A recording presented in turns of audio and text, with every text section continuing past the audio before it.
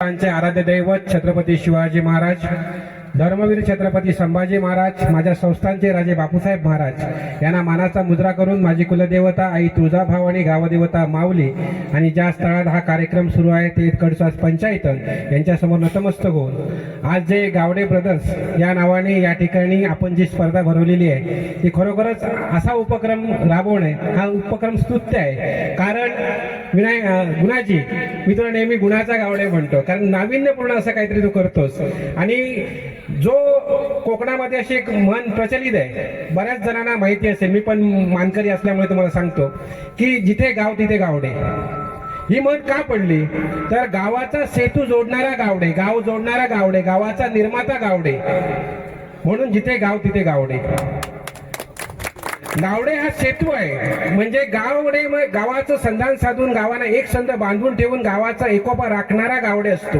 अनेक गावामध्ये गावडे तिराईत म्हणून जातो, अनेक गावामध्ये गावडे मुख्य मानकरी, म्हणजे मी माझ्या गावाचा निगोड्याचा मुख्य मानकरी आहे, जसं अनेक गावामध्ये गावडे मुख्य मानकरी आहेत.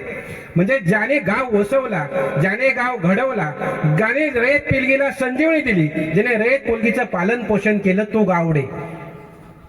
गावाची निर्मितीच गावडेमुळे झाली. मी बाकीचे कोणाला कमी लेखत नाही, सगळे सावंत असतील, आमचे सगळे परब असतील, सगळे मानकरी गावकर असतील, हे गावकर नंतर अपपुरुषाने गावडेचे गावकर वगैरे सगळे झालेले आहेत. मूळ हे सगळे गावडेच आहेत. इतिहास सांगतो, मी सांगत नाही, इतिहास सांगतो.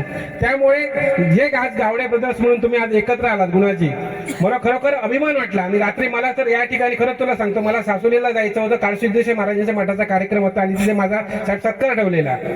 महाराज आले त्या ठिकाणी 2 वाजता कार्यक्रम आहे, तरी मी आज गावडे ब्रदर्सने, गावडे कुटुंबाने एकत्र येऊन हा जो कार्यक्रम, हे जे जीपीएल तुम्ही राबवलात त्यासाठी शुभेच्छा द्याव्यात. आणि माझंही कुठेतरी या ठिकाणी गावडे म्हणजे काय आहे हे सर्वांना समजावं, सर्वांना समजावं. गावडेमध्ये वेगवेगळ्या पोट जाती आहेत हे आपल्याला पण माहिती असेल, बरोबर ना.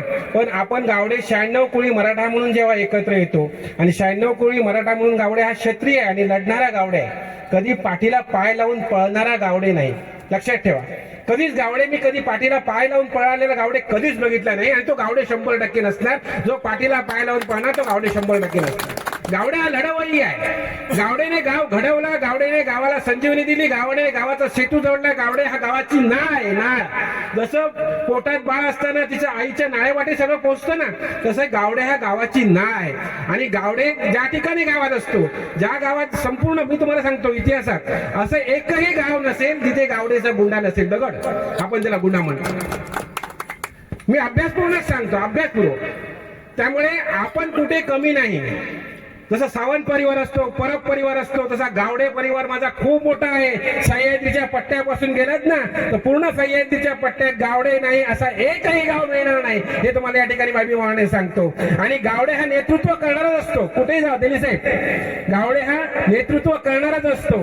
त्यामुळे गावडे ज्या ज्या ठिकाणी आहेत आणि गावडेंवर ज्या ज्या ठिकाणी माझी कुठे गरज भासेल, एक न्यूज चॅनल चालवतो मी कोकणला, गेली 32 वर्ष पत्रकारिता आहे, गेली अनेक वर्ष समाजाचं काम करतो. आणि समाजाचं काम करत असताना जात धर्म पंथ न पाहता माझ्याकडे जो कोण येईल, जो कोण रंजनला गांजलेला असेल, मुसलमानाचं पण मी काम केलेलं आहे गेल्याच आठवड्यात साहेब. जात त्या ठिकाणी बघत नाही, गरजवंत ही खरी जात असते. या मताचा मी आहे, ज्याला गरज आहे ना तो खरं त्याला ठिकाणी जात असते. आणि माझा एखादा समाज बांधव रस्त्यात पडला, त्याला उचलून आपल्या गाडीत घालून हॉस्पिटलमध्ये नेऊन उपचार करणारा तो कोणत्याही जाती धर्म पंथाचा असतो, तो माझ्यासाठी मराठा आहे. कारण त्यांनी माझ्या मराठा समाजाचं प्राण वाचवले. नुसतं बघून जाऊन आपल्या सफारी गाडीतनं गेलेला माझा मराठा कधीच असू शकत नाही. म्हणून मी काय सांगितलं, ज्या ठिकाणी गावडे आहे त्या ठिकाणी नेतृत्व आहे, आणि ज्या ठिकाणी नेतृत्व आहे त्या ठिकाणी कर्तृत्व आहे, आणि ज्या ठिकाणी कर्तृत्व आहे त्या ठिकाणी दातृत्व आहे. हे सगळे गुण ज्यांच्या अंगी आहे तो गावडे आहे. आणि आज या ठिकाणी 2रं वर्ष गुणाजी गावडे, मी तुला या ठिकाणी शब्द देतो, या ठिकाणी 2रं वर्ष, 3ऱ्या वर्षासाठी जे काय तुम्हाला लागेल, या ठिकाणी जे काय लागेल ती जबाबदारी माझी.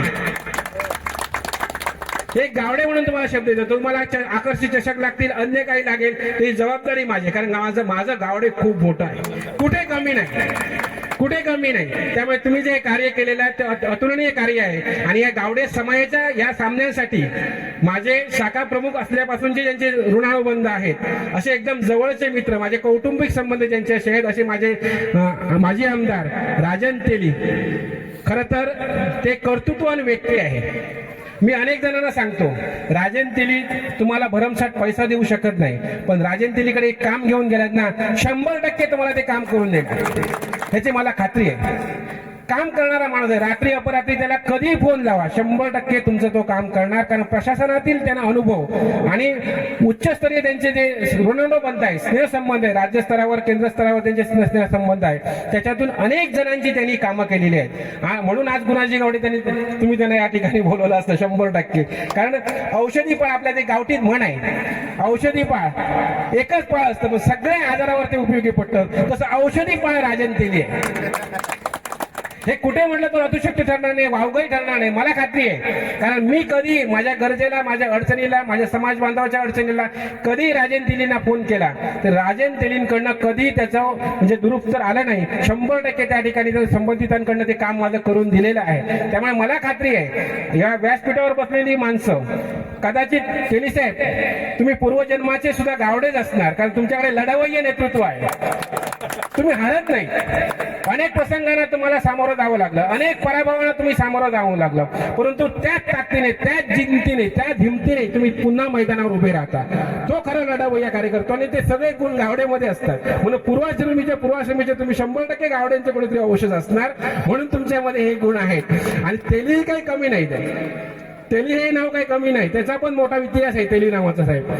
तर या ठिकाणी गुणाजी जास्त वेळ घेत नाही, बोलण्यासारखं भरपूर आहे, पण आपला जो गावडे समाज आहे तो असाच एक संघ राहावा, एक बांधणीने राहावा, एका ताकदीने राहावा, एका जिद्दीने राहावा, एका ईर्षेने उभा राहावा आणि उत्तरोत्तर गावडे समाजाची पिलगी आहे ना ती या ठिकाणी भरपूर वाढत जावी, अशी या ठिकाणच्या देवताला मी प्रार्थना करतो, कलेश्वरला प्रार्थना करतो.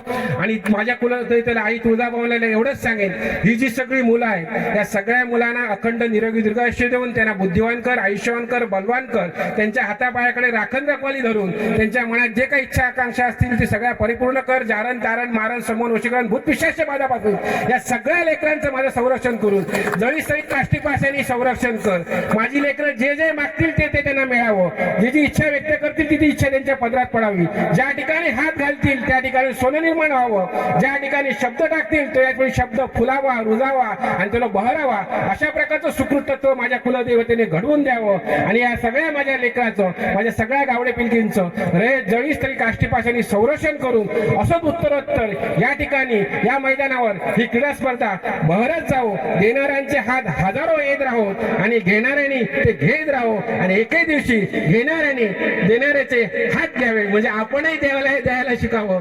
हे सगळं पंचतत्वाचं तुम्ही समजून घ्या. आपल्या हाताची 5 बोट आहे, 2 हाताची 10 बोट आहे. एका हाताच्या 5 बोटांनी काय होतं का? नाही. दोन्ही हाताची 10 बोट एकत्र येतात त्यावेळी आपण हे काहीतरी घडवू शकतो. सगळ्यांची ताकद ज्यावेळी एकत्र असते, सगळ्यांची ताकद. श्रीकृष्णाने गोवर्धन पर्वत उचलला आपल्या करंगळीवर, पण किती जणांच्या काट्या लागल्या की नाही? काय श्रीकृष्ण एकटा पर्वत उचलू शकला असता गोवर्धन, पण त्याला काय दाखवून द्यायचं होतं? तुमची सर्वांची साथ आहे म्हणून हे शक्य झालं. ज्यावेळी तुम्ही सगळे एकत्र राहाल त्यावेळी तुमच्यावर मात करायला कोणी येऊ शकत नाही, हे लक्षात घ्या. ही जिद्द ठेवा मनामध्ये. आणि हा क्रिकेट खेळ जो चुकला तो संपला, म्हणजे आउट झाला. त्यामुळे हा क्रिकेट खेळ जसा आहे तसं आपलं आयुष्य पण आहे. प्रत्येक विचार करताना आपण प्रत्येक गोष्ट विचारपूर्वक करावी. आता समाजामध्ये गुणाजी आपल्याला माहिती आहे, मी त्या अंमली पदार्थावर लिहितच असतो नेहमी. समाजामध्ये अंमली पदार्थांचं मोठं रॅकेट आलंय. गावागावात शाळातले 10वी 12वीतले तेली साहेब 10वी 11वीतली मुलं गांजा घालून ओढतात. एकुलता एक आई बापाचा मुलगा ज्याने इच्छा व्यक्त म्हणजे माझा मुलगा भविष्यात काहीतरी होईल यासाठी सर्वचा खर्च केला असतो, तो मुलगा व्यसनाच्या आहारी जातो, गांजाच्या आहारी जातो. आईला समजत नाही, वास काय येत नाही व्यसनांचा. त्या घेतल्यानंतर हळूहळू त्या मला मालवण मधून प्रभू मॅडमचा फोन आला, नवरा इंजिनियर निवृत्त, की मुलगा त्यांचा 10वी मध्ये टॉप 96% मार्क मिळालेला, 11वीत गेल्याने या मुलांच्या संगतीत आला, गांजा प्यायला लागला, नंतर पुढे अफो वगैरे आले आणि मुलगा घरात तोडफोड, हे सगळं म्हणजे एकुलता एक मुलगा. म्हातारपणे आई बापाने हे बघावं लागलं. लक्षात ठेवा. त्यामुळे हे सगळ्यात व्यसन वाईट आहे. चरस, गांजा, अफू हे सगळ्यात व्यसन वाईट आहे. या व्यसनापासून माझ्या गावडे पिलगीला गुणाजी तुझं ते कर्तव्य आहे. कोण जर या मार्गाला जात असतील त्याला त्या ठिकाणीच रोखायला पाहिजे. आणि या व्यसनापासून सगळीच रहित पिलगी, फक्त गावडेच नाही, सगळीच रहित पिलगी या व्यसनापासून लांब राहायला पाहिजे. या व्यसनाकडे जाता कामा नये याची दक्षता गावचा प्रथम नागरिक सरपंच म्हणून गुणाजी गावडे तुझी जबाबदारी आहे, ही तू घ्यायला पाहिजे.